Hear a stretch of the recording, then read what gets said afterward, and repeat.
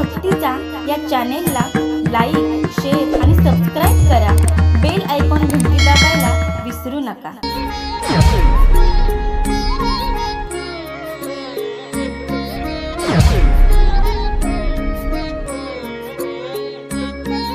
संत समागम एखादी परी, संत समागम एखादी परी, व्हावे त्यांचे द्वारी श्वानयाती.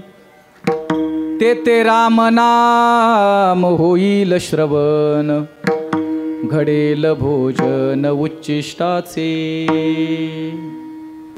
उपस्थित संत सज्जन मायबाप, परममंगलमय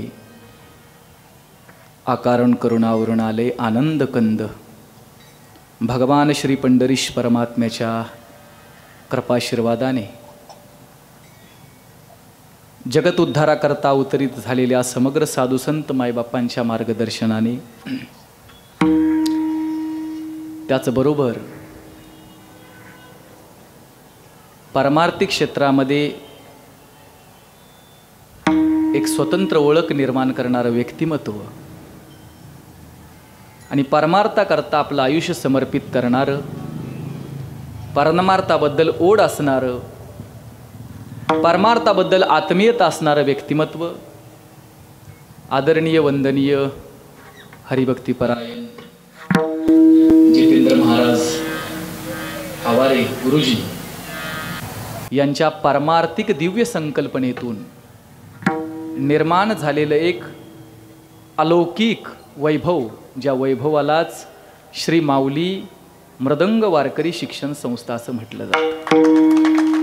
आणि अशा या दिव्य त्यांच्या संकल्पनेतून साकार मूर्तिरूपात प्रकट झालेलं श्री माऊली मृदंग वारकरी शिक्षण संस्थेचं ते दिव्य बीज आणि त्या दिव्य बीजातून एक अंकुरित झालेलं दिव्यतम उपलब्धी आज फार मोठ्या वटवृक्षामध्ये पदार्पण करत आहे. आणि त्याचंच प्रतीक म्हणून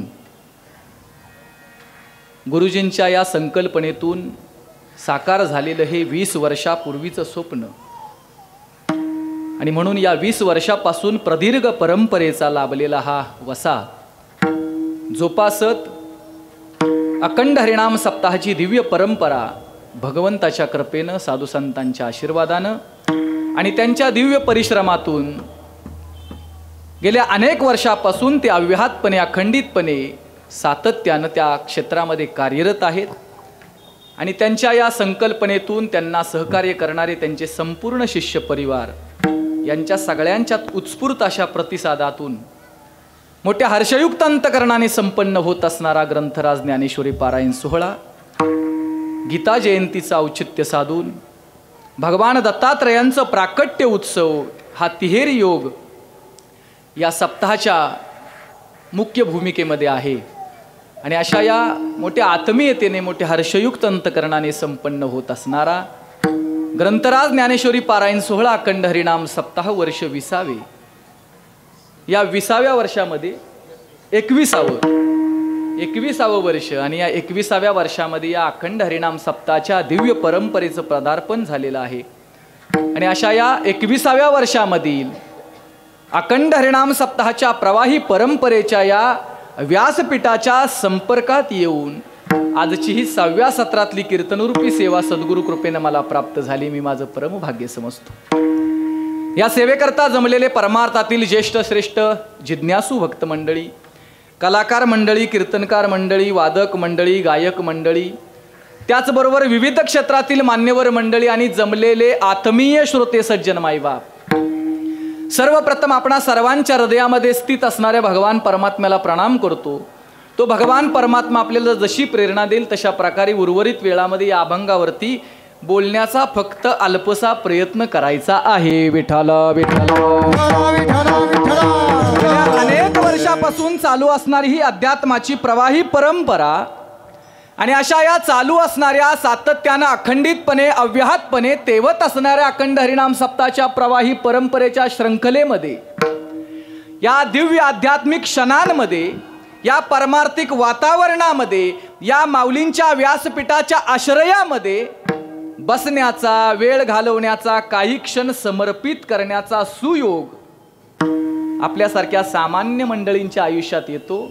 आपण फार मोठे भाग्यशाली आहोत.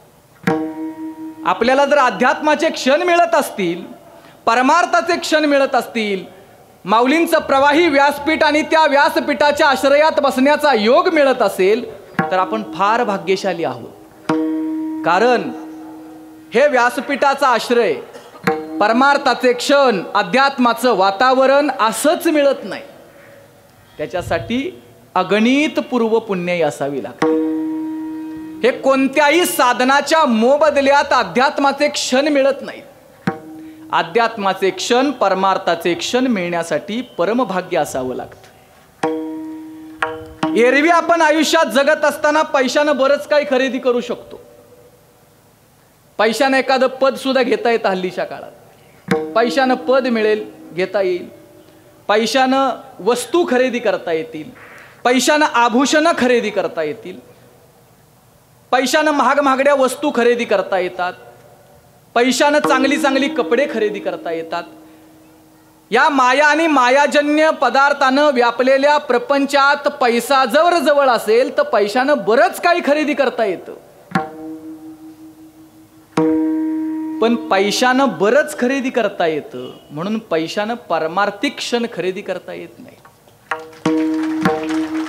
आणि जर पैशानं परमार्थाचे क्षण, अध्यात्माचे क्षण खरेदी करता आले असते तर सगळ्याच धनाढ्य लोकांनी सगळाच परमार्थाचे क्षण अगोदरच डिपॉझिट करून ठेवले असते. ते आपल्यासारख्याच्या वाट्यालाच आले नसते. याचा अर्थ असा आहे, बाकीचं सगळं पैशाच्या बळावर मिळवता येईल पण परमार्थ पैशानं मिळत नाही. परमार्थिक क्षण मिळण्यासाठी, आध्यात्मिक क्षण मिळण्यासाठी आयुष्यात पूर्व पुण्याई असावी लागते. जन्मोजन्मी आम्ही, जन्मोजन्मी आम्ही बहु पुण्य केले, जन्मोजन्मी आम्ही. जन्मोजन्मी आम्ही बहुपुण्य केले तेव्हा या विठ्ठले कृपा केली. याचाच अर्थ बरंचसं काही बऱ्याच गोष्टीच्या मोबदल्यात मिळतं पण परमार्थ हा पुण्याच्या मोबदल्यात मिळतो. सुतदारा और लक्ष्मी पापी को भी होय. सुतदारा और लक्ष्मी पापी को भी होय. संत समागम हरि कथा तुलसी दुर्लभ हो. संत समागम हरिकथा प्राप्त होण्यासाठी भाग्य असावं लागतं, पुण्य असावं लागतं. कीर्तनाचे नटनाचे नासिले व्यवसाय प्रायचित्ताचे, जेते नामच नाही पापाचे ऐसे केले. असे हे क्षण, दिव्य क्षण, माधुर्ययुक्त असणारे परमार्थाचे क्षण असेच मिळत नाहीत. आपलं भाग्य आहे की आपण या परमार्थिक क्षणांचा आस्वाद घेतोय, उपभोग घेतोय. आणि अशा या परमार्थिक वलयानं ओतप्रोत असणारं भक्तिमय वातावरणाच्या लहरीनं परिष्कृत झालेलं हे दिव्य वातावरण. आणि अशा या दिव्य वातावरणामध्ये मोठ्या आत्मीयतेने, आध्यात्मिक स्पंदनाने, ऊर्जायुक्त अंतकरणाने संपन्न होत असणारा हा अखंड हरिनाम सप्ताह आहे. आणि अशा अखंड हरिनाम सप्ताहामध्ये सेवा करण्याचा योग खरोखर मी माझं परमभाग्य समजतो. या सेवेकरिता निवडलेला अभंग सुख सागर सिंधू जगद्गुरु तुकोबारायांचा आहे. या अभंगाच्या माध्यमातून जगद्गुरु तुकाराम महाराज तुम्हा सगळ्यांना एक दिव्यतेचा संदेश देतात. या अभंगाच्या माध्यमातून जगद्गुरु तुकोबाराय एखाद्या मानव देहधारी जीवात्म्याला एखाद्या समृद्ध संतांची एखाद्या वेळेस भेट झाली तर एखाद्याला एखाद्या वेळेस एखाद्या संत महात्म्यांची झालेली जी भेट आहे त्या भेटीमध्ये आपण कसं राहावं आणि तुकोबारायांना अभिप्रेत असल्याप्रमाणे जर आपण त्यांच्या संगतीत राहिलो तर त्या संगतीनं तुमच्या माझ्या जीवनावर काय परिणाम होतो याचं वर्णन जगद्गुरु तुकोबाराया प्रस्तुत अभंगाच्या माध्यमातून उपस्थापित करतात. विठ्ठल विठ्ठल विठ्ठल या अभंगाच्या माध्यमातून एखाद्या जीवाला एखाद्या संतांची एखाद्या वेळेस भेट झाली तर त्या भेटीत जीवानं कसं राहावं, ज्या पद्धतीनं राहायला सांगतात त्या पद्धतीनं राहिलो तर मिळणार काय, या सगळ्या गोष्टींचा उलगडा तुकोबरा या अभंगामध्ये देतात. ज्याची दुर्लभता समग्र शास्त्रानं प्रतिपादित केलेली आहे, ज्याची दुर्लभता समग्र ग्रंथाने प्रतिपादित केली, ज्याची दुर्लभता संतांनी प्रतिपादित केली, एवढंच नाही ज्याची दुर्लभता साक्षात भगवंत प्रतिपादित करतात, असा अत्यंत दुर्लभ प्रतिपादित केलेला मानव देह तुम्हा मला मिळाला. ज्याची दुर्लभता शास्त्र प्रतिपादित करतं, ग्रंथ प्रतिपादित करतात, संत प्रतिपादित करतात, भगवंत प्रतिपादित करतात. जंतूनाम नर जन्म दुर्लभा दुर्लभो मानुषो देहो देही नाम क्षण भंगुरा तत्रापि दुर्लभम मन्ये वैकुंठम प्रियदर्शनात. ज्याची दुर्लभता शास्त्रानं प्रतिपादित केली, ज्याची दुर्लभता समग्र ग्रंथांनी प्रतिपादित केली, नव्हे नव्हे ज्याची दुर्लभता साक्षात भगवंत ही प्रतिपादित करतात. बडे भाग मानुष तन पावा सुर दुर्लभ सब ग्रंथन गावा.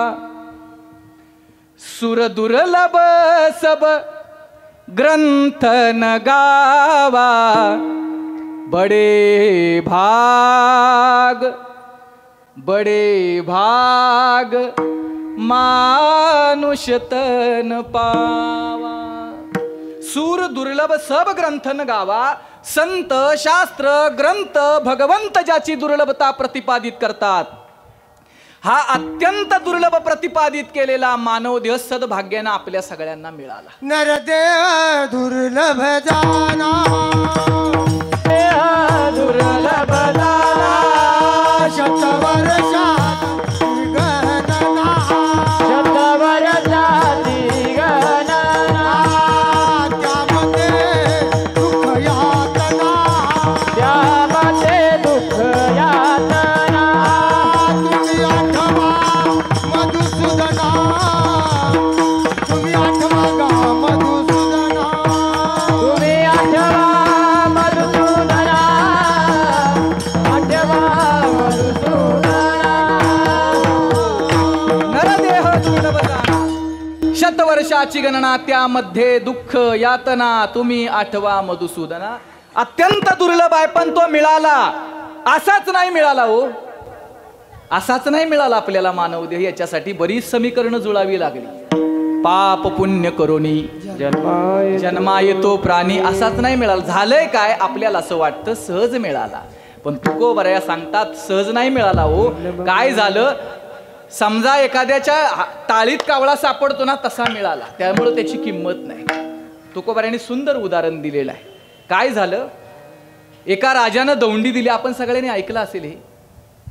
एका राजानं दौंडी दिली, जो कोणी ग्रस्त कावळा पकडून आणील त्याला अर्ध राज्य बक्षीस दिलं जाईल. हा मिळाला कसा याच्याबद्दल आपण बोलतोय. राजानं दौंडी दिली, जो कोणी ग्रस्त कावळा पकडून आणील त्याला अर्ध राज्य बक्षीस दिलं जाईल.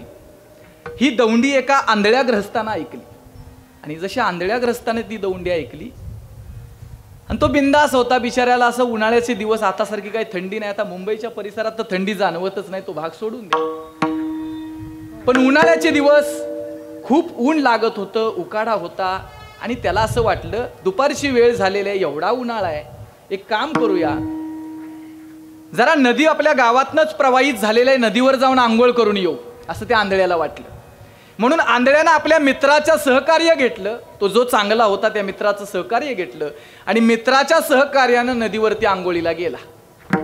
आंघोळीला गेल्यानंतर नदी पात्रामध्ये आंधळ्याचा प्रवेश झाला. मनसोक्त आंघोळ केली, नदीमध्ये पोहला, आणि आंघोळ झाल्यानंतर काय त्या आंधळ्याला लहर आली, आणि त्या लहरीमध्ये आंधळ्यानं सहज टाळी वाजवली. सहज टाळी वाजवण्यास त्याच्या हातात कावळा सापडला.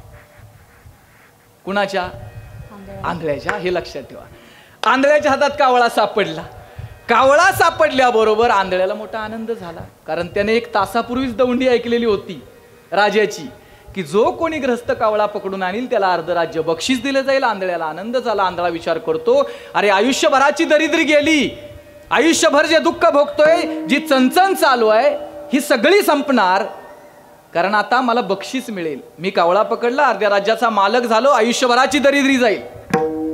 आणि अशाच विचार प्रवाहामध्ये आंधळ्याच्या मनात एक वेगळाच विकृत विचार निर्माण झाला. आणि आंधळा विचार करतो, किती सोपं आहे, एक टाळी वाजवली, एक कावळा पकडला, अर्ध्या राज्याचा मालक झालो.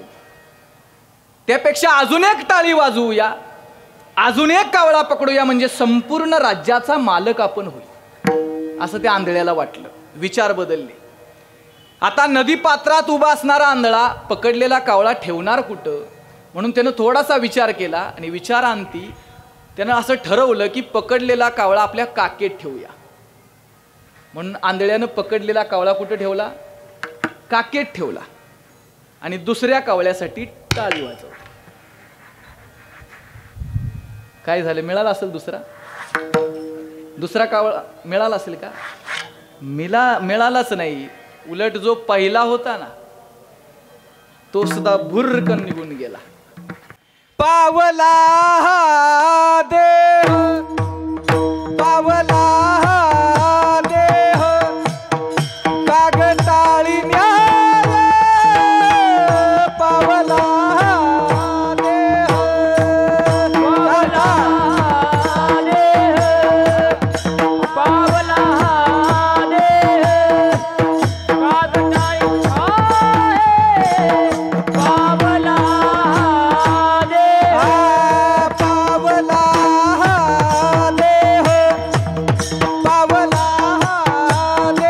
कागटाळी न्याय, पावला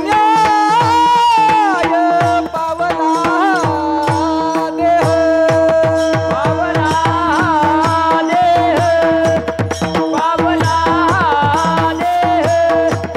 पावला देह, कागटाळी न्याय, पावला देह, नघडे उपाय घडे आले, घडू पाय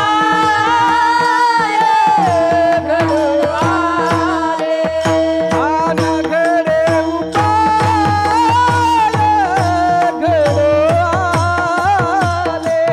आले, नघडे उपाय घडे आले, घडे उपाय घडू आले, पावला देह, पावला देह, कागटाळी न्याय, पावला देह, पावला देह, पावला देह, कागटाळी न्याय, पावला देह, पावला देह, कागटाळी न्याय, नघडे उपाय घडो आले. तुकोबऱ्या सांगतात, तुम्हा मला मिळालेला मानव देह म्हणजे जसा आंधळ्याच्या हातात सहजासहजी कावळा सापडतो, तसा तुम्हा मला पावला हा देह कागटाळी न्याय.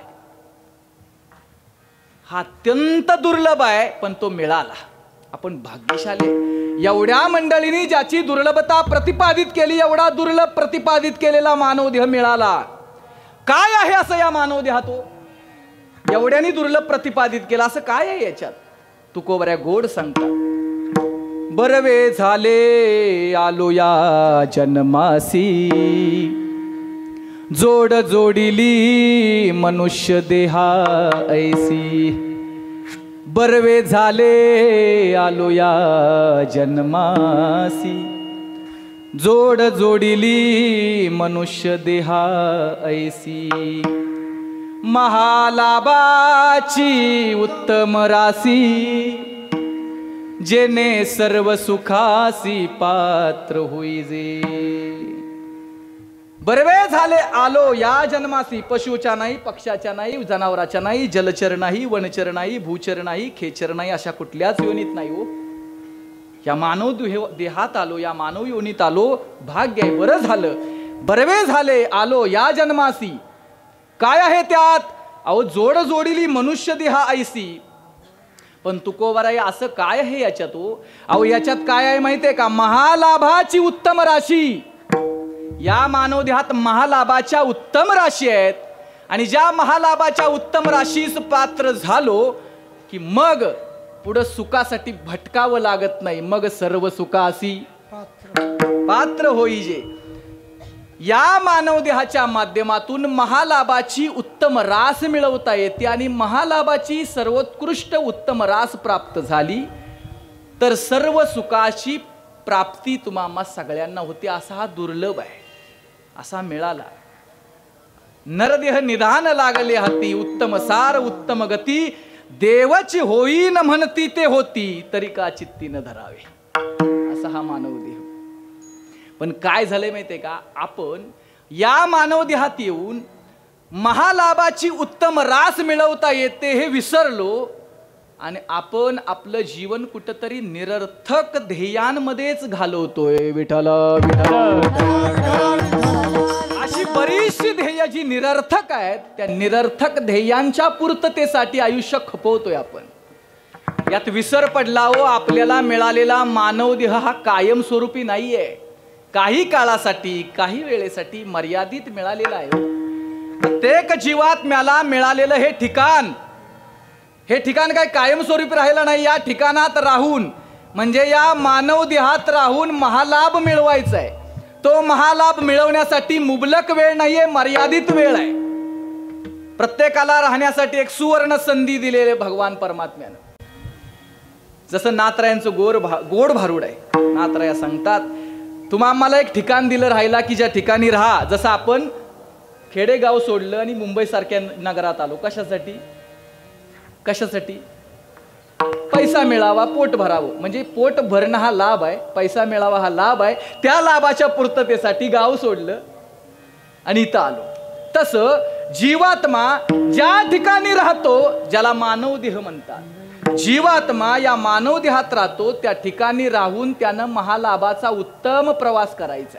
नाथराया गोड सांगतात, हवाली केला गाव धन्यान, हवाली केला गाव, हवाली केला गाव धन्यान, हवाली केला गाव, हवाली केला गाव धनाब, हवाली केला गाव, हवाली केला गाव धनाब, हवाली केला गाव, हवाली केला गाव, हवाली केला गाव, हवाली केला गाव, हवाली केला गाव धन्यान, हवाली केला गाव, हवाली केला गाव धन्यान, हवाली केला गाव, हवाली केला गाव धनाब, हवाली केला गाव, हवाली केला गाव धनाब, हवाली केला गाव.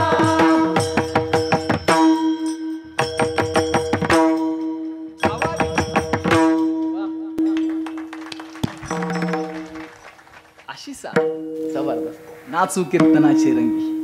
हवाली केला गाव. नाथरायांचं भारूड सांगतं, जीवात्म्याला एक ठिकाण राहण्यासाठी दिलं, त्यालाच मानवदेह म्हणतात. या मानवदेहात आपण राहायला आलो. बरं, इथं राहण्यासाठी संधी मिळावी याच्यासाठी बरेच मेसेज करावे लागले भगवंताला. असाच नाही ना मिळाला. पूर्वीच्या काळी लोक पत्र व्यवहार करायचे, कालांतरानं मग फोन आले. आता तर लगेच पत्र व्यवहार एका सेकंदात दुसऱ्यापर्यंत पोहोचतो, ज्याला मेसेज म्हटलं जातं. पूर्वी पत्र व्यवहार चालायचा. तसं जीवात्म्याला राहण्यासाठी कुठंतरी चांगलं ठिकाण मिळावं या हेतून जीवात्म्यानं भगवान परमात्म्याला एक पत्र पाठवलं. पत्र धन्याला माझ पत्र धन्याला, पत्र धन्याला माझ पत्र धन्याला, पत्र धन्याला माझ पत्र धन्याला, पत्र धन्याला माझ पत्र धन्याला, माझ पत्र त्या धन्याला, वैकुंठी नांदतो त्याला. माझं पत्र त्या धन्याला. आईच्या उदरातून जीवात्मा पत्र पाठवतोय भगवान परमात्म्याला. नाथरायांनी गोड वर्णन केलं. माझं पत्र त्या धन्याला, वैकुंठी नांदतो त्याला. त्याला पत्र पाठवलं आणि ते पत्र जसं भगवान परमात्म्याच्या पुढे आलं, पत्र पाहिल्याबरोबर पत्राचा मजकूर पाहिला, तडी तातडी धावून आला. पत्र धन्याला माझ पत्र धन्याला, पत्र धन्याला माझ पत्र धन्याला, पत्र धन्याला माझ पत्र धन्याला, पत्र धन्याला माझ पत्र धन्याला.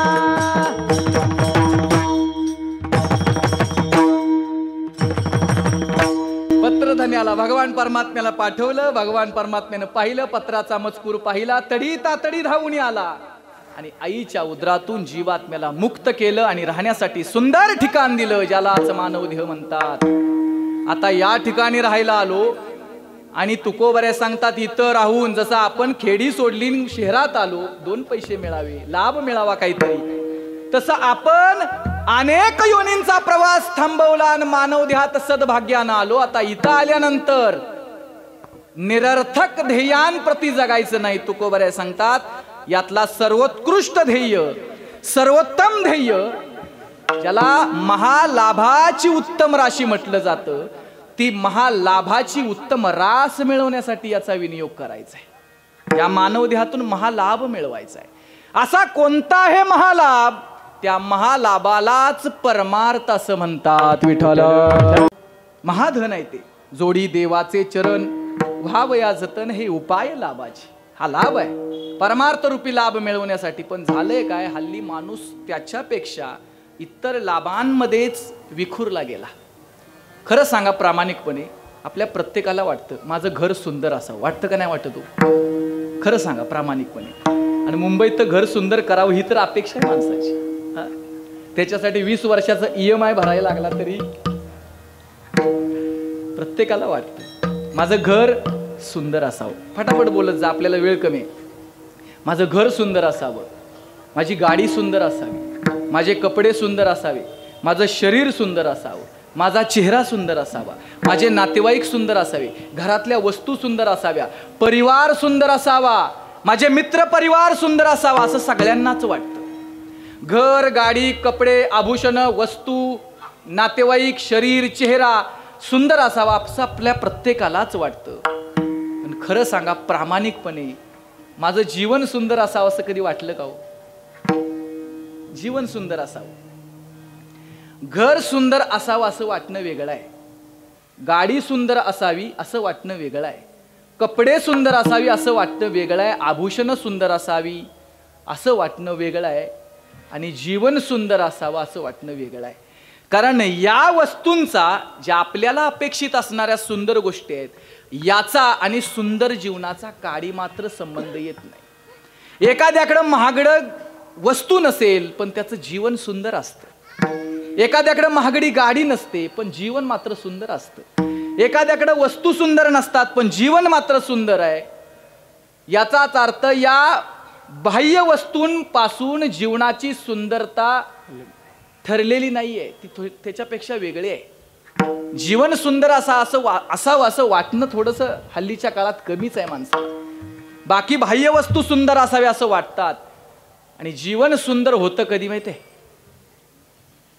माणसाचं जीवन त्याच वेळेला सुंदर होतं ज्या वेळेला माणसाच्या जीवनात विवेकाची ज्योत प्रज्वलित होते. विठ्ठल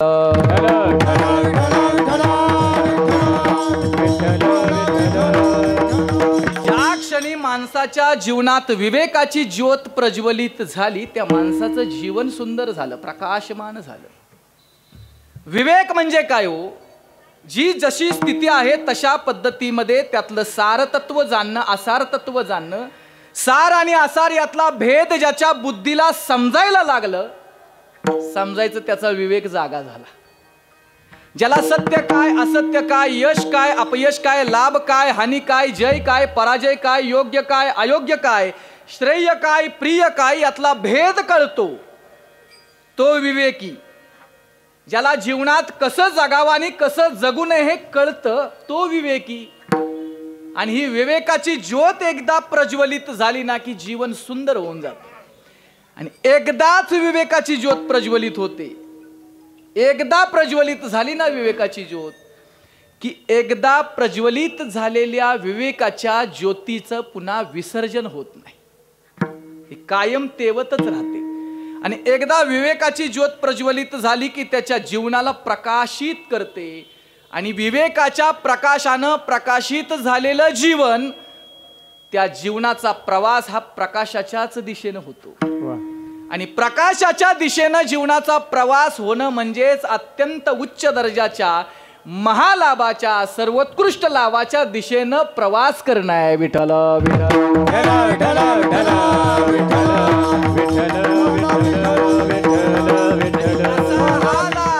असा हा लाभ मिळवण्यासाठी हा मानव देह, महालाभाची उत्तम राशी मिळवण्यासाठी हा मानव देह, आणि तो महालाभ एकदा मिळाला की मग सुखासाठी भटकावं लागत नाही. तो सर्व सुखाशी पात्र होई जे महाराज म्हणतात. तो सर्व सुखांना पात्र होऊन जातो. त्याच्यासाठी सुखांसाठी झटावं लागत नाही. त्याला सुख मिळत राहतात. मग त्याला अट्ठास करावा लागत नाही, प्रयास करावा लागत नाही. सुखाच्या शेजारी पहुडेन अशी अवस्था होते. कारण त्याच्या आयुष्यात महालाभाची उत्तम रास मिळाली. त्याच्यामुळं सर्व सुखाशी पात्र झालो आणि त्याच्यासाठीच हा मानव देह मिळाला.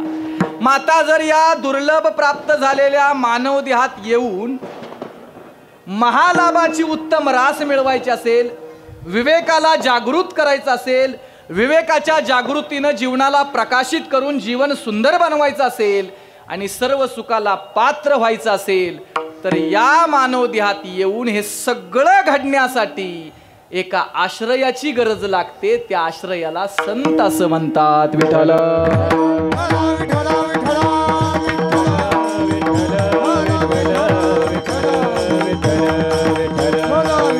एकदा का तो आश्रय प्राप्त झाला ना महाराज, एकदा आश्रय प्राप्त झाला की मग त्याची सरली जार, त्याची सरली जार, त्याची सरली जार, त्याची सरली जार, त्याची सरली जार, त्याची सरली जार, त्याची सरली जार, त्याची सरली जार, त्याची सरली जार, त्याची सरली जार. झाला सफळ व्यापार, झाला सफळ व्यापार, झाला सफल व्यापार, झाला सफल व्यापार. त्याची सरली जार, त्याची सरली जार, त्याची सरली जार, त्याची सरली जार. त्याची सरली एरझार. ज्याला सर्व सुखाला पात्र होतो, एरझार संपते, जीवन प्रफुल्लित होतो, तेजमय होतो, माधुर्ययुक्त जीवन होतो. बिनु सत्संग विवेक न होई, राम कृपा बिनु सुलभ न सोई. बिनु सत्संग विवेक न होई. सत्संगतीशिवाय, संत आश्रयाशिवाय विवेकाची ज्योत प्रज्वलित होत नाही. विवेकाची ज्योत प्रज्वलित होत नाही तोपर्यंत जीवनात प्रकाश निर्माण होत नाही. म्हणजे जीवनाला प्रकाशित करणं म्हणजे योग्य काय अयोग्य काय यातला भेद ओळखून जीवन जगणं, ही दिव्यता निर्माण होत नाही. आणि एकदा का ती दिव्यता प्राप्त झाली ना की जीवन सफळ बनतं. सफळ म्हणजे त्या जीवनातली उद्विग्नता थांबते, अस्वस्थता थांबते, निराशा थांबते, अशांती थांबते, अकारण शांतता प्राप्त होते, अकारण समाधान प्राप्त होतं, अकारण सुख मिळायला लागतं. का? कारण संतांच्या आश्रयानं जीवनाला वलय तयार झालं. संत आश्रयाशिवाय महालाभ नाही. जो परमार्थाचा महालाभ आहे तो परमार्थाचा महालाभ संतांच्या संगतीशिवाय, संतांच्या आश्रयाशिवाय प्राप्त होत नाही. आणि तो लाभ जोपर्यंत नाही ना तोपर्यंत जिकडं जाईल तिकडं आपलं कपाळ सोबत आहे. लाभ तो विशेष संत संगे, लाभ तो विशेष संत संगे, लाभ तो विशेष संत संगे, लाभ तो विशेष संत संगे.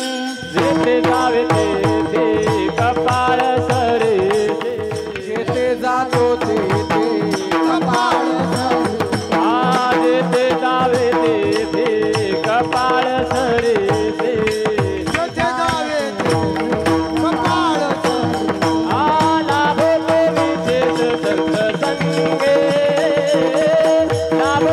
विशेष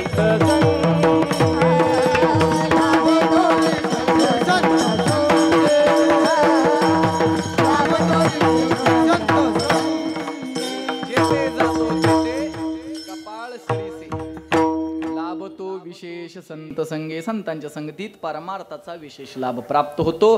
त्याकरताच मानव देहात आलेल्या प्रत्येक जीवाला संतांच्या आश्रयाची नितांत गरज आहे. मग कसा मिळेल संतांचा आश्रय, तेच तर फार अवघड आहे. कारण संतांचा आश्रय आपण ठरवून आपल्याला मिळत नाही. आपण ठरवलं मला संतांचा आश्रय मिळावा म्हणून तो मिळत नाही हो. ठीक आहे, संतांच्या आश्रयात हे सगळं घडतं, विवेक जागा होतो, जीवनाला दिव्यता येते, जीवन सुंदर सफळ बनतं, परमार्थाचा दिव्य बोध होतो, परमार्थाचा लाभ मिळतो, हे सगळं ठीक आहे. हे सगळं संतांच्या संगतीत आहे. पण ही संतांची संगत सहज नाही ना घडत. त्याच्यासाठी फार पुण्य लागतं.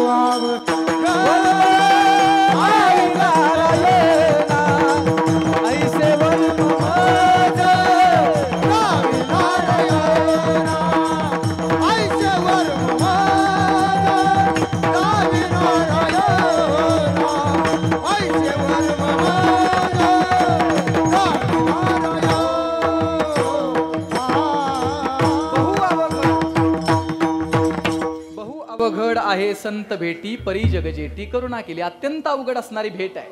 पण ती ज्याला भेट झाली, ज्याच्या आयुष्यात संतांचा आश्रय मिळाला, त्याचं जीवन बदलतं. त्याच्या जीवनात विवेक जागा होतो, जीवन प्रफुल्लित होतं, परमार्थाचा लाभ होतो. आता हे सगळं किचकट वाटते तुम्हाला ऐकताना, हे मला कळतंय. विवेक जागा होणं, जीवन समृद्ध बनणं, सुंदर बनणं, आपण एक उदाहरणातनं समजू. संतांच्या भेटीपूर्वीचं जीवन आणि संतांच्या भेटीनंतरचं जीवन, काय परिणाम आहे, काय होतं संतांच्या भेटीनंतर आणि संतांच्या भेटीच्या पूर्वी काय होतं जीवनात. जीवन तर तेच आहे, फक्त बदल होतो. कसा, काय झालं, दोन काळीकुट्ट दगड, त्या दगडांची फार घनिष्ठ मैत्री होती. कोणाची कोणाची मैत्री होती? दगडांची. लक्षात ठेवा, दोन काळीकुट्ट दगड आहेत आणि त्या दगडांची फार घनिष्ठ मैत्री आहे, फार घनिष्ठ मैत्री. सोबत शाळेत जायचे, समजून जा,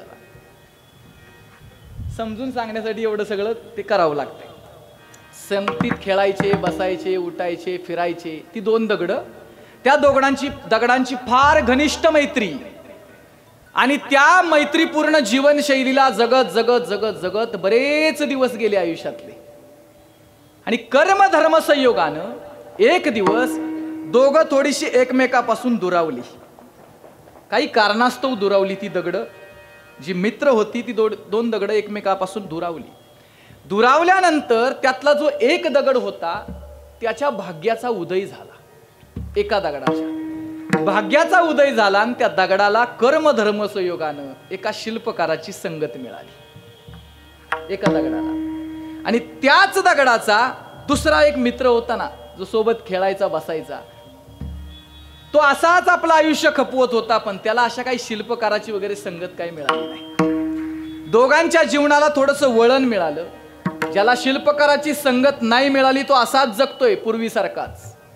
पण ज्या दगडाला शिल्पकाराची संगत मिळाली त्याचं जीवनच बदलून गेलं. त्या शिल्पकाराच्या संगतीमुळं त्या दगडातला नको तो भाग शिल्पकारानं थोडा थोडा थोडा थोडा बाजूला काढला. जे त्याच्या जीवनात नको आहे ते हळूहळू बाजूला काढलं शिल्पकारानं. आणि त्याच दगडात जे लपलेलं चैतन्य होतं मूर्तीच्या रूपातलं, ते मूर्तीच्या रूपातलं चैतन्य प्रकट केलं शिल्पकारानं आपल्या कलेच्या द्वारे.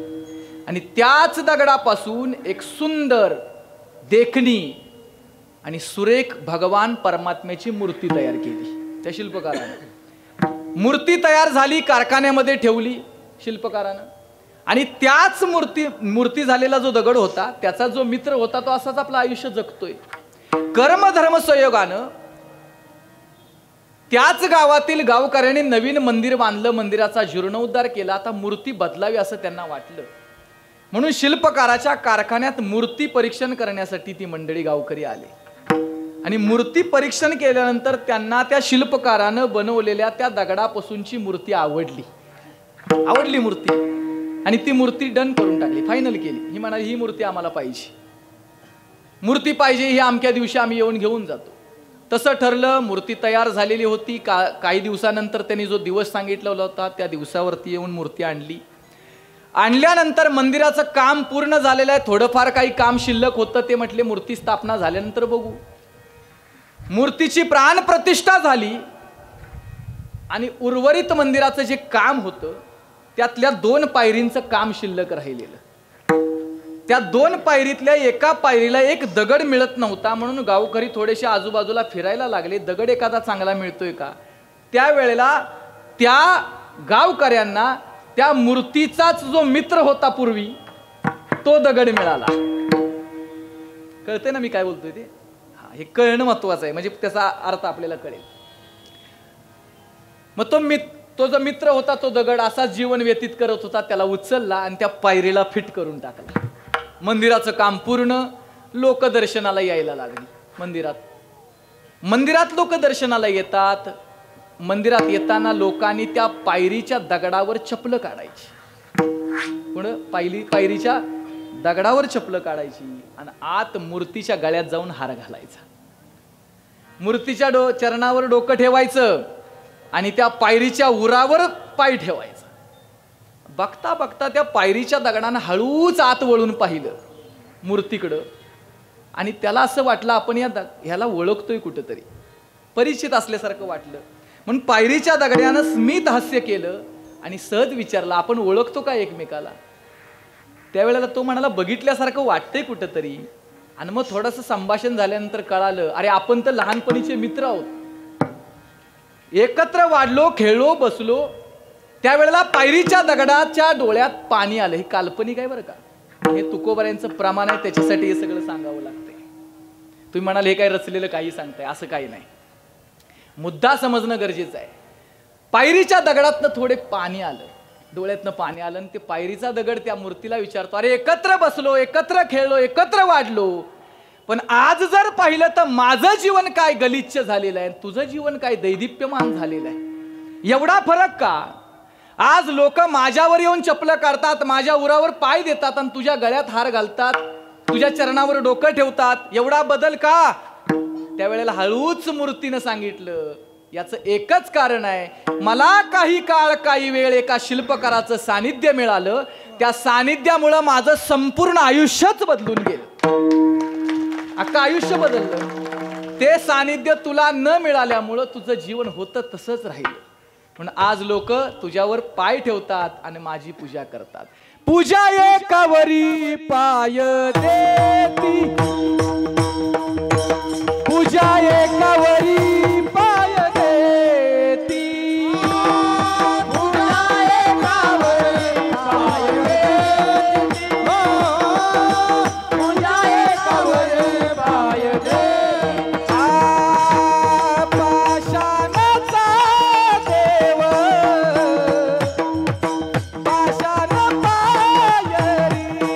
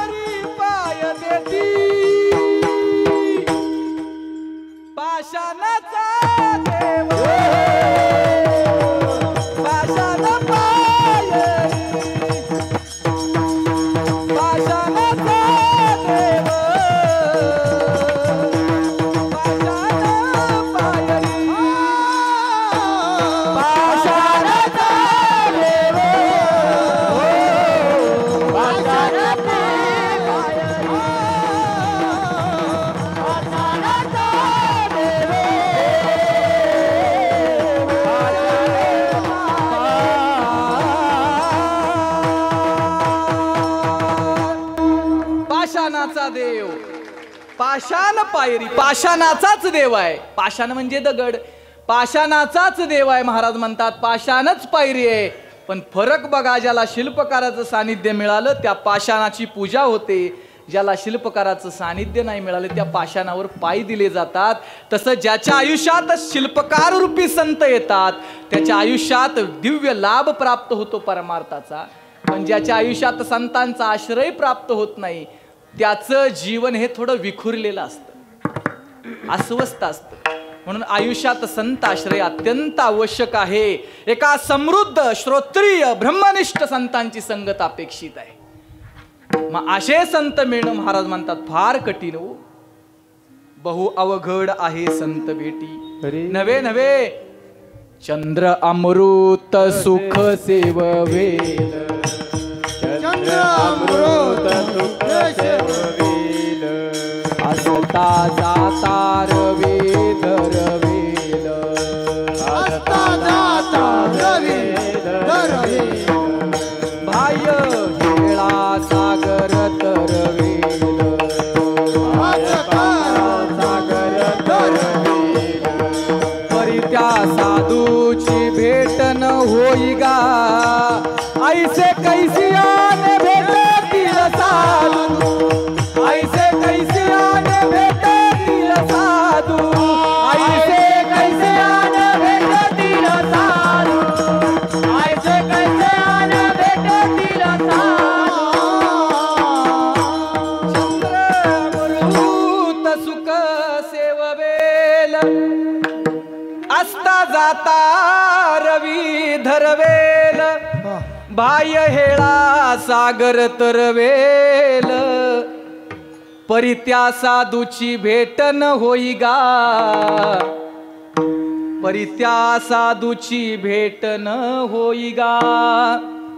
भेट होणं कठीण आहे, पण एकदा भेट झाली की जीवन बदलून जातं. तुकोबऱ्या सांगतात एखाद्या वेळेस समजा एखाद्याच्या आयुष्यात, एखाद्या वेळेस एखाद्याच्या आयुष्यात असे श्रोत्रिय ब्रह्मनिष्ठ समृद्ध संत जे आपल्या जीवनाला रूपांतरित करतात, परिष्कृत करतात, अध्यात्माच्या वलयानं ओतप्रोत करतात, असे संत जर एखाद्याच्या आयुष्यात एखाद्या वेळेस भेटले, प्राप्त झाले, आश्रय मिळाला तर त्या आश्रयात जीवानं कसं राहावं याचं वर्णन अभंगाच्या प्रथम चरणात. संत समागम एखादिया परी, संत समागम एखादिया परी, संत समागम एखादिया परी, संत समागम एखादिया परी, एखादी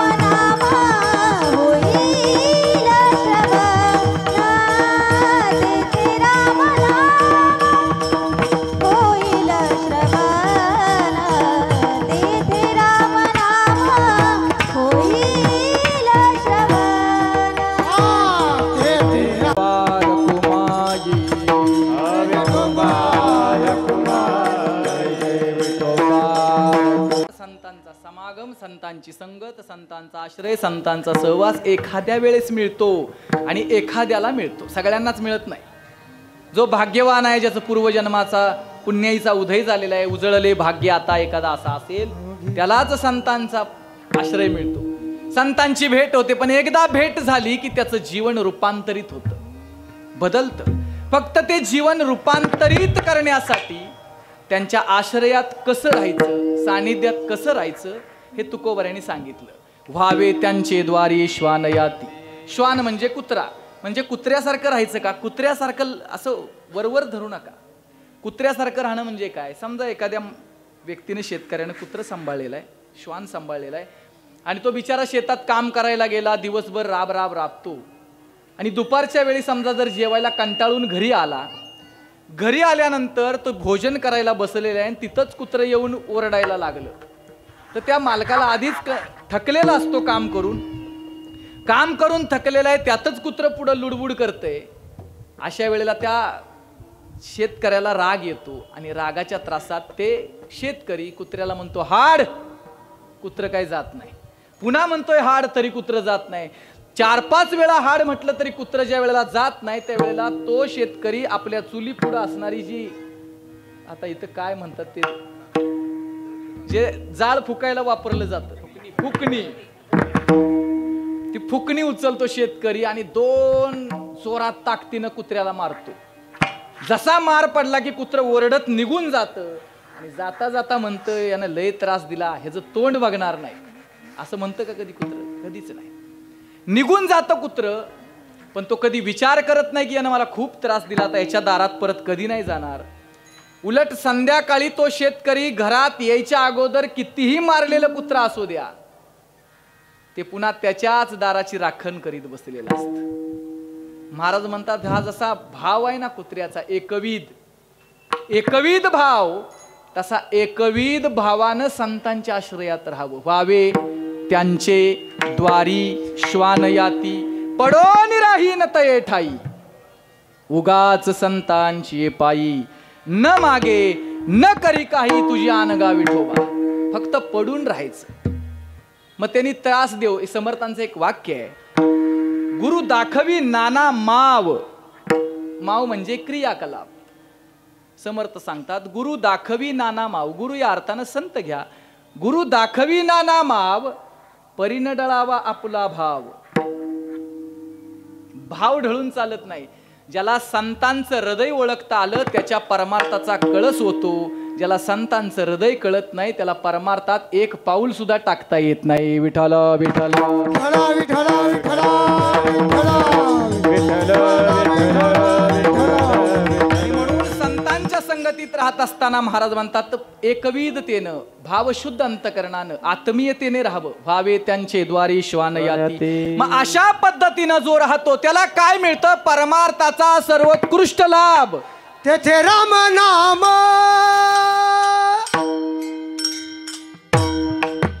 होईल श्रवण, तेथे राम नाम होईल श्रवण, तेथे राम नाम होईल श्रवण, तेथे राम नाम होईल श्रवण.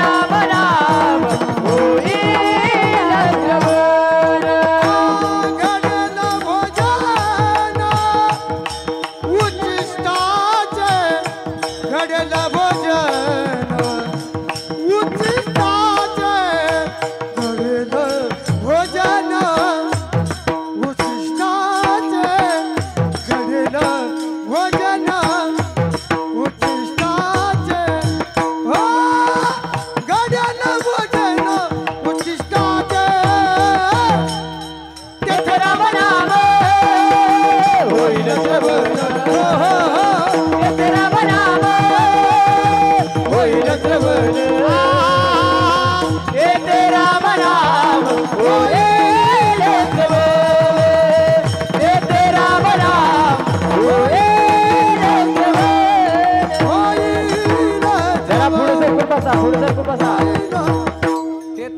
नाम होईल श्रवण. तिथं काय होतं? संतांच्या आश्रयात दिव्य लाभ होतो. त्या लाभालाच भगवान परमात्म्याला प्राप्त करून घेण्यासाठी लागणारं जे साधन आहे, ज्याला नाम म्हटलं जातं, ते नाम प्राप्त होतं. ते राम नाम होईल श्रवण. घडेल भोजन उच्चिष्टाचे. रामनामाचा बोध प्राप्त होतो आणि तो बोधच अलौकिक आहे, जो आपल्याला सर्वोत्कृष्ट लाभाला प्राप्त करून देतो. म्हणजे सर्वोत्कृष्ट लाभ भगवान परमात्मा. तो भगवान परमात्म्याला जोडणारा जो दुवा आहे, ज्याला नाम म्हटलं जातं, ते नाम संतांच्या आश्रयात मिळतं. आणि संतांच्या आश्रयात जे नाम मिळतं, याही पलीकडे जाऊन घडेल भोजन उच्चिष्टाचे, म्हणजे त्यांच्या जी वाणी परिपक्व झालेली आहे, त्या नामानं ओतप्रोत झालेली वाणी, भगवत अस्तित्वानं, भगवत साक्षात्कारानं, भगवत अनुभूतीनं ओतप्रोत झालेली वाणी, त्या वाणीतला निघणारा प्रत्येक शब्द तो उपदेश रूपी उच्चिष्ट तिथं सेवायला मिळतं. घडेल भोजन उच्चिष्टाचे, उपदेश रूपी संतांच्या वाणीतनं निघणारा सहज बोलणे हित उपदेश, तो हित उपदेश हा उच्चिष्ट आहे. ते उच्चिष्ट मिळतं कारण ते सामान्यांच्या वाणीतलं नसतं. आपल्या वाणीतनं जे बाहेर पडतं ते न बोललेलं बरं आहे. संतांच्या वाणीतनं जे बाहेर पडतं ते कल्याण करणारं असतं. याच्या अनेक दाखले आहेत, पण आपल्याकडे एवढा वेळ नाही सांगायला. संतांच्या वाणीतनं जे बाहेर पडतं ते परिपक्व असतं, कारण त्यांची वाणी ही परिपक्व झालेली आहे. धन्य दिवस आजी झाला सोनियाचा, धन्य दिवस आजी झाला सोनियाचा, पिकलिये वाचा राम नामे, पिकलिये वाचा राम नामे. वाचा राम नामानं परिपक्व झाल्यामुळं त्यांच्या वाणीतला प्रत्येक शब्द हा हिताचाच असतो आणि तो हिताचा उपदेश उच्चिष्ट सेवायला मिळतं. भगवान परमात्म्याला जोडणारं रामनाम मिळतं आणि हा एकदा का दिव्य लाभ आयुष्यात प्राप्त झाला, त्या माणसाचं संपूर्ण जीवन हे परिष्कृत झालेलं, अध्यात्माच्या लहरीनं ओतप्रोत झालेलं जीवन असतं. मग हे सगळं मिळण्यासाठी आपल्याकडे काय अधिकार लागतो का? अजिबात नाही. फक्त आश्रय लागतो आणि त्यांच्या सानिध्यात एकविधता लागते, विश्वास लागतो, निष्ठा लागते. मग बाकी काही जसं असेल तसं ते स्वीकारतात. कामारी बटीक सेवेचा सेवक, दीनपणे रंक तेतवले. तिथं बाकी कोणत्या अधिकाराला पाहिलं जात नाही. गुणदोष याती न विचारी काही, ठाव दिला पायी आपुलिया. तर गुण पाहिला जात नाही, दोष पाहिला जात नाही. एकदा का त्यांनी आपलंसं एकदा आपल्याला केलं, संतांनी आपलंसं केलं की त्याला जगानं जरी लांब टाकलं तरी त्याच्यावर काही एक परिणाम होत नाही, कारण त्याचं जीवन संत आश्रयानं फुललेलं जीवन असतं. जे जीवन संत आश्रयानं निर्माण झालेलं जीवन स्वतःला तर आनंदी करतच, पण त्याच्या सानिध्यात जो येतो त्या प्रत्येकाला त्याचं जीवन आनंदित करतं, आंदोलित करतं. कारण त्याच्या प्रत्येक क्रियेतनं संतांच्या उपदेशाची झलक येते. त्यांच्या नेत्रातनं, त्याच्या वाणीतनं, त्याच्या शब्दातनं, त्याच्या स्पर्शातनं, त्याच्या अंतकरणातील भावनेतनं, संवेदनातनं सगळ्या संतांच्या आश्रयाचा परिपाक बाहेर पडतो. आणि एकदा का तो परिपाक बाहेर पडायला लागला की तो जीव संत आश्रित असणारा जीव देवाला सुद्धा हवासा वाटतो, कारण त्याच्याकडे बदललेलं असतंय सगळं. संतुष्टम सततम योगी यतात्मा दृढ निश्चया, मय अर्पिता मनोरबुद्धी यो मद्भक्ता समे प्रिया. ही जी भावना निर्माण होते ना, ती संत आश्रयात निर्माण होते. निर्माण मोहा जित संग दोषा, अध्यात्म नित्या विनिवृत्त कामा, द्वंद्वैर्विमुक्ता सुख दुःख संज्ञे, गच्छन्ति मूढा पदमव्ययम तत. ही भावना निर्माण होते आणि ही भावना निर्माण झाली की तो प्रत्येकाला अनपेक्षा सुचिर दक्ष उदासीनो गतव्यता सर्व आरंभ परित्यागी यो मद भक्ता समे प्रिया. देवाला आवडायला लागतो आणि देवाला आवडावं याच्यासाठी संतांच्या आश्रयात राहावं लागतं, संतांच्या उपदेशाला पात्र व्हावं लागतं. संतांच्या उपदेशाला पात्र होण्यासाठी एकविधता अपेक्षित आहे. एकविधता आली की रामनामाचा बोध सहज होतो आणि रामनामाच्या बोधावर आरूढ राहणारा जीवात्मा भगवत प्राप्तीच्या दिशेनं अग्रेसर होतो. ज्ञानदेव तुकाराम, ज्ञानदेव तुकाराम, ज्ञानदेव तुकाराम, ज्ञानदेव तुकाराम, सर्वांनी बोला, सर्वांनी हा. तुकाराम, ज्ञानदेव तुकाराम, ज्ञानदेव तुकाराम, ज्ञानदेव तुकाराम, ज्ञानदेव तुकाराम, ज्ञानदेव तुकाराम, ज्ञानदेव तुकाराम, ज्ञानदेव बोला, ज्ञानदेव तुकाराम, ज्ञानदेव तुकाराम, ज्ञानदेव तुकाराम, ज्ञानदेव तुकाराम, ज्ञानदेव तुकाराम, ज्ञानोबाराया माझ्या तुकोबाराया, ज्ञानोबाराया माझ्या तुकोबाराया, ज्ञानोबाराया माझ्या तुकोबाराया. ज्ञानोबाराया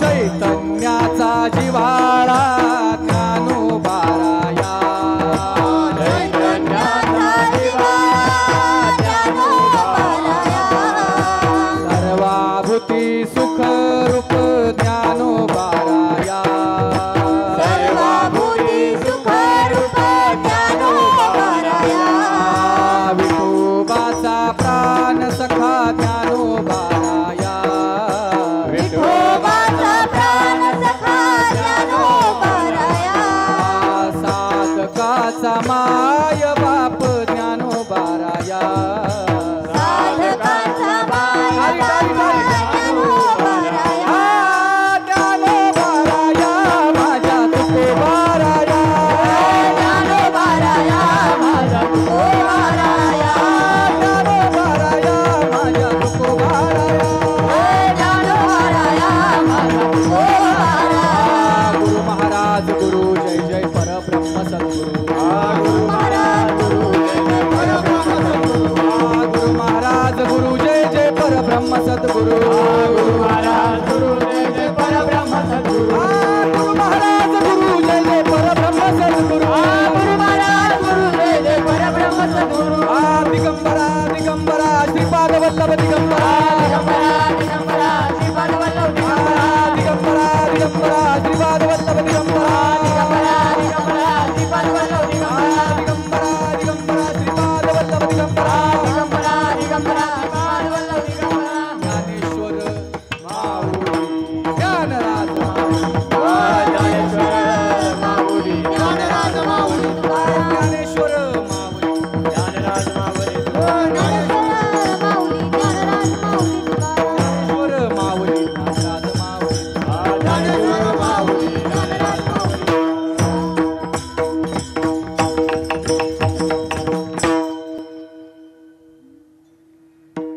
तुका म्हणे सर्व सुख त्या संगती, अंतिम चरणात तुकोबऱ्या संगती. त्या संतांच्या संगतीमध्ये तुका म्हणे सर्व सुख त्या संगती, घडेल पंगती संतांच्या. संतांच्या आश्रयामध्ये सर्व सुख मिळतात. सर्व सुख आजी येथेची ओळली, संतांची देखील चरणांबुज. संतांच्या चरणांबुजांचं दर्शन झाले की सर्व सुख आपसूक मिळतात. सुख म्हणजे वस्तू नाही हो, सुख म्हणजे अंतकरणातील संवेदना. अनुकूल संवेदना म्हणजे सुख आहे, प्रतिकूल संवेदना म्हणजे दुःख आहे. संतांच्या आश्रयात माणसाचं जीवन एवढं परिपक्व होतं की त्याला प्रतिकूल संवेदना सुद्धा अनुकूल वाटायला लागतात. म्हणून तर संतुष्टम सततम योगी आहे, तो संतुष्टच असतो. त्याला निर्माण मोहा जितसंग दोष आहे. मान असो अपमान असो, यश असो अपयश असो, लाभ असो हानी असो, समान राहण्याची मनोवृत्ती निर्माण होते. आणि ही अंतकरणातील जी संवेदना आहे, अनुकूल संवेदना, ही अनुकूल संवेदना सुख देते, प्रतिकूल संवेदना दुःख देते. संतांच्या आश्रयात सर्व सुख मिळतात. याचा अर्थ जशी परिस्थिती असेल त्या परिस्थितीत अनुकूल संवेदना मिळायला लागतात. म्हणून तर सर्व सुख आहे. म्हणून तर संतांच्या आश्रयात राहणारा माणूस प्रफुल्लित, आनंदित एवढा का? कारण त्याच्या संवेदना ही समाधानकारक असतात. आपल्याला कितीही मिळालं तरी संवेदना कुठं बदलतात? अजून मिळवण्याची अपेक्षा आहे. एवढं प्राप्त केलं तरी अजून काहीतरी अप्राप्त करण्याची इच्छा आहे. कारण संवेदना तृप्त नाही झाल्या, अजून संवेदना अतृप्त आहेत. आणि अतृप्त असा आपण ऐकतो, अतृप्त आत्मे भटकतात. आपण तरी काय कमी अतृप्त आहे? रोज भटकतोय अतृप्त. हे मिळावं, ते मिळावं, ते मिळावं, अतृप्त आहे. कारण संवेदना तृप्त नाही झाल्या, अनुकूल संवेदना नाही. जे मिळेल त्यात आपण प्रतिकूलच आहे. मिळालं तरी समाधान नाही, नाही मिळालं तर नाहीच नाही. किती मिळवणार हो? किती केलं ना जरी काय होतं माहितीये का? अंतिम देहग्रहाची कामिनी तीतव राहिली भुवनी, मी जळतो स्मशानी अग्निसवे एकला. मित्र आले, गोत्र आले, मजला टाकून या गेले. नामदेव राया सांगतात ही परिस्थिती असते. अहो, जिच्या बरोबर आयुष्यभर प्रपंच केला जातो, आयुष्य खपवलं जातं, आयुष्यभर वाटचाल केली जाते, ती सुद्धा गेल्यानंतर काय म्हणते माहिती का? घराच्या उमऱ्याच्या आतनच बाय बाय. देहग्रहाची कामिनी तीतव राहिली भुवनी, हा एकटा जळतो स्मशानी अग्निसवे एकला. मित्र परिवार गणगोत नातेवाईक सगळे स्मशान भूमीपर्यंत, तिथनं पुढचा प्रवास एकट्याचा. एवढं सगळं माहीत असून सुद्धा अजून अतृप्तच आहे, अतृप्तता आहे. आणि ही अतृप्तता संत समाप्त करून टाकतात. प्रतिकूल संवेदनांना सुद्धा अनुकूल करतात. आणि अनुकूल संवेदना तर अनुकूल आहेतच. या अनुकूल संवेदना ज्या परिस्थितीत असेल त्या परिस्थितीत सुद्धा अनुकूल संवेदना मिळायला लागतात. जगात पिशाच अंतरी शहाणा, सदा ब्रह्मी जाना निमग्न तो. सदा ब्रह्मतत्वात निमज्जित करून टाकतात संत. आणि सदा ब्रह्मतत्वात निमज्जित होणारा जो असतो ना, त्याच्या संवेदना या अनुकूलच राहतात. आणि अनुकूल संवेदना मिळणं म्हणजेच सर्व सुख आहे. म्हणून तुका म्हणे सर्व सुख त्या संगती, त्या संगतीत सर्व सुख मिळतं. ती संगत आपल्याला शिकवण देऊन जाते. भगवान परमात्म्याच्या असीम कृपेची जाणीव अंतकरणामध्ये ठेवून जीवन जगावं, ती संगत आपल्याला शिकवते. महाराज, नाही परमार्थ तुमच्याच्यानं बाकी कशासाठी करायची इच्छा नसेल तर निदान एवढी तरी अपेक्षा ठेवा की त्यानं आपल्यावरती फार कृपा केलेली आहे, त्याची कृपा आहे. एवढंच नाही, त्या भगवान परमात्म्यानं एक क्षण सुद्धा आपल्याला विसरलेला नाही, म्हणून तरी त्याचं स्मरण करावं. एक क्षण विसरत नाही तो. जर तो एक क्षण विसरला ना, एक क्षण, तर 2 तासात मार्गी लावतात त्या माणसाला, विसरला तर. म्हणून रोज सकाळी तो उठवतो आपल्याला, रोज सकाळी आपले डोळे उघडतो भगवान परमात्मा. म्हणून उठल्याबरोबर जो सकाळी आपल्याला उठवतो, पुन्हा एकदा घरात राहण्याची संधी देतो, पुन्हा एकदा परिवारात राहण्याची संधी देतो, पुन्हा एकदा विश्वाचं दर्शन, सृष्टीचं दर्शन घेण्याची संधी देतो. ज्यानं ही संधी दिला ना, पहिल्यांदा उठल्याबरोबर त्याला पाहायचं, त्याचं स्मरण करायचं. पहिले पाहता श्रीमुख, तहान हरपली भूक, पहा पहा डोळे भरी, मूर्ती सावळी गोजरी. आणि ही सगळ्या जाणीवा संत आपल्यामध्ये प्रेरित करतात. आणि या प्रेरणेनं ओतप्रोत राहणारा जीव भगवत तत्वानं विलक्षण अनुभूतीला पात्र होतो. आणि विलक्षण अनुभूतीला एकदा पात्र झाला की त्याच्या संवेदना ह्या अनुकूल होतात. आणि अनुकूल संवेदनेचं स्वरूप म्हणजेच तुका म्हणे सर्व सुख त्या संगती, घडेल पंगती संतांची या ते रामनाम होईल श्रवण, घडेल भोजन उच्चिष्टाची, असो यथामती आता अवकाश नियमित वेळेत. मला अगोदरच सांगितलेलं वेळ पुढे जायचा नाही, कारण बाजूलाच दंडक आहे, त्याच्यामुळं थोडं त्याच्यापेक्षा जास्त वेळ नाही घेतला. नियमित वेळेमध्ये या अभंगावरती मी फक्त बोलण्याचा प्रयत्न केलेला आहे. बोलता बोलता एखादा माझ्याकडून चुकीचाही शब्द गेला असेल त्याबद्दल मला क्षमा करा. जे बरोबर आहे ते माझ्या सद्गुरुनाथांचं आहे, संत महात्म्यांचं आहे, त्याचं नक्की अनुकरण करावं. झालेली कीर्तनरूपी सेवा माझे समर्थ सद्गुरू शंकर महाराज रसाळ, समर्थ सद्गुरू पांडुरंग महाराज रसाळ यांच्या पवित्र चरणावरती समर्पित करतो. माऊली महाविष्णू ज्ञानोबराय जगद्गुरु तुकोबराय आदी करून सर्व संत महात्म्यांच्या चरणावर, भगवान पंढरीश परमात्म्याच्या चरणावरती, गुरुदेव दत्तात्रयांच्या चरणावरती सेवा समर्पित करतो. त्याचबरोबर या ठिकाणी हा सेवेचा योग जो मला प्राप्त झाला आणि या ठिकाणी येऊन आपल्या पुढे एक 2 शब्द भगवत चिंतन करण्याची जी संधी मला प्राप्त झाली, त्याबद्दल ही संधी ज्यांनी मला दिली त्याबद्दल या संपूर्ण आयोजनाचं मुख्य केंद्रबिंदू आणि ज्यांचा परिश्रम, ज्यांचा सायास, ज्यांचा प्रयास, ज्यांचा आयास, ज्यांचा पुरुषार्थ हा वाखाणण्याजोगा आहे. या परिसरात एक परमार्थाचं स्वतःचं एक वेगळी ओळख निर्माण करणारं व्यक्तिमत्व, आपल्याच माध्यमातून अनेकांना आपल्यासारखं घडवणारं व्यक्तिमत्व आदरणीय हरिभक्तीपरायण गुरुवर्य जितेंद्र महाराज आवारे महाराजांच्या या दिव्य संकल्पनेतून हे कार्य होत आहे. महाराजांचं कौतुक करावं एवढं थोडं आहे. आपण तरेल नव्हे ते नवल तुकोबाऱ्या सांगतात. अहो स्वतः तरलं यात नवल नाही, जो इतरांना तारतो त्याचं विशेष आहे. म्हणून आपण शिकलो, आपण ज्ञानी झालो, आपल्याला खूप काही यायला लागलं, ते इतरांना सुद्धा द्यावं, इतरांनाही तयार करावं. आपल्या माध्यमातून अनेक विद्यार्थी तयार व्हावे आणि आपल्या माध्यमातून झालेले जे विद्यार्थी आहेत ते सेवाभावी व्हावे, परमार्थिक व्हावे आणि त्यांनी आपलेही अंतकरणातील परमार्थाची दिव्य संकल्पना तशीच पुढे न्यावी. या पवित्र हेतूनं त्यांनी हे मुलांना, तरुणांना घडवण्याचं फार मोठं कार्य केलेलं आहे. आज प्रत्येकाच्या घराघरात त्यांनी एकत्र भजन करायला शिकवलं आणि एकत्र भोजन करायला शिकवलं. म्हणून महाराजांचं फार मोठं कौतुक करावं एवढं थोडं आहे. या महाराजांच्या दिव्य सायासामुळं हा सप्ताहाचा एवढा मोठा व्याप, तसं पाहायचं म्हटलं तर एवढं सोपं नाही आहे महाराज. एक दिवस वागता येणं आणि जाणं हे सोपं आहे, त्याला काय आलं 2 तास बोललं निघालं. पण बाकीचा हा जो व्याप असतो ना, हे फार अवघड आहे. आणि म्हणून हे सगळं स्वतःवर घेऊन, सगळा सायास प्रयास करून, कष्ट घेऊन आणि सर्व आपल्या शिष्यगणांच्या सहकार्यातून हे कार्य ते मोठं करत आहेत. महाराजांचा आभार मानतो की त्यांनी मला या ठिकाणी संधी दिली. ते माझ्यापेक्षा वयानं मोठं आहेत, ज्ञानानं मोठे आहेत, मानानं मोठे आहेत, म्हणून त्यांचा आदर करतो, दर्शन घेतो. असंच त्यांचं सानिध्य आम्हाला मिळत राहावं. परमार्थिक मार्गदर्शनामध्ये त्यांचं आम्हाला मार्गदर्शन मिळावं अशी एक आशा अपेक्षा व्यक्त करतो. ज्यांच्यामुळं मला महाराजांचा परिचय झाला ते माझे परमार्थ स्नेही, माझे परममित्र, आमच्याच विभागातील पाटण तालुक्याचे एक वैभव आणि दिव्य कीर्तन स्वरूपाच्या परंपरेला अखंडित तेवत ठेवणारं व्यक्तिमत्व आदरणीय आमचे मित्र हरिभक्तीपरायण जयेश महाराज बोरगे. त्यांच्यामुळे खरं तर गुरुजींचा माझा परिचय झाला, नाही तर गुरुजींच्या परिचयापासून मी खूप अनभिज्ञ होतो, पण त्यांच्यामुळं मला महाराजांचा, गुरुजींचा परिचय झाला. म्हणून आमचे परम मित्र केवळ परमार्थापुरतच नाही, इतर गोष्टींसुद्धा आमची मैत्री, कायम सहकार्याची भावना त्यांच्या अंतकरणामध्ये असते. म्हणून आमचे आदरणीय हरिभक्तीपरायण जयेश महाराज असतील त्यांचंही मी दर्शन घेतो. आमचे आदरणीय बाबू महाराज असतील, त्याचबरोबर ही सगळी मंडळी माझ्या सगळी परिचयाची आहे. त्याचबरोबर आमचे आप्पा असतील, आप्पांचंही दर्शन घेतो आणि आमचे दिनेश महाराज असतील त्यांचंही दर्शन घेतो.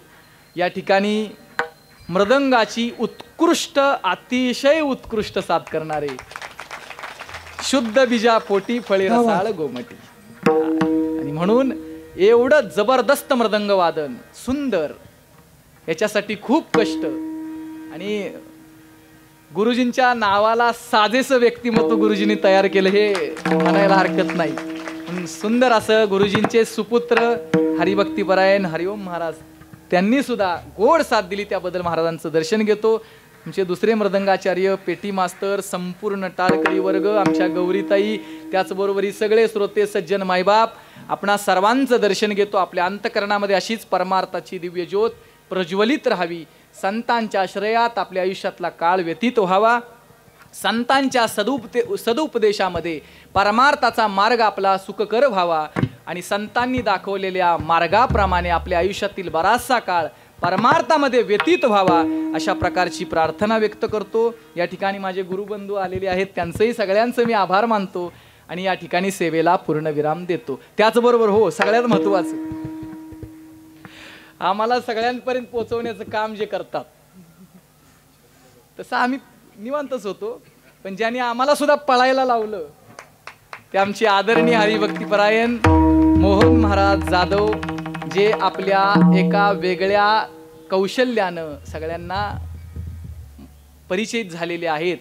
ज्यांचं स्वतःचं कौशल्य चित्रीकरणाचं आणि ते सुंदर चित्रीकरण जे प्रत्येक व्यक्तीपर्यंत चांगले संतांचे विचार समाजापर्यंत पोहोचवण्याचं एक दिव्य माध्यम जे आत्ताच्या सोशल मीडियाचं आहे, त्या सोशल मीडियाचा पुरेपूर सुंदर वापर करून सगळ्यांपर्यंत आपले हे संतांचे विचार, चांगले विचार, अध्यात्माचे विचार जनमानसांपर्यंत पोहोचवण्याचं महान कार्य जे करतात, असे छंद भक्तीचा या चॅनलचे मुख्य संपादक म्हणा, अध्यक्ष म्हणा, प्रमुख म्हणा, आमचे आदरणीय मोहन महाराज जाधव, त्यांचेही आभार मानतो.